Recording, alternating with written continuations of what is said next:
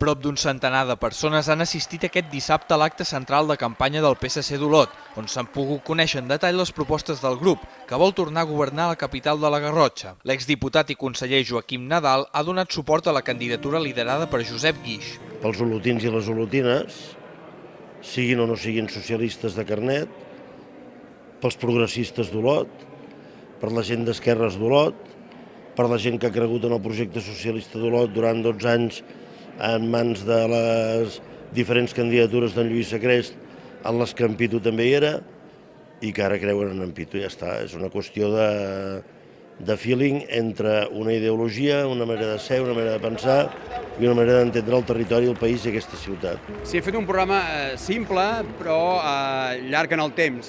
També hem tingut oportunitat que cada persona que portarà una responsabilitat concreta dins el nou equip de govern de l'Ajuntament, si és que guanyem les eleccions, doncs ha pogut explicar una part del seu programa i ha pogut explicar el per què ell s'ha integrat en aquesta llista.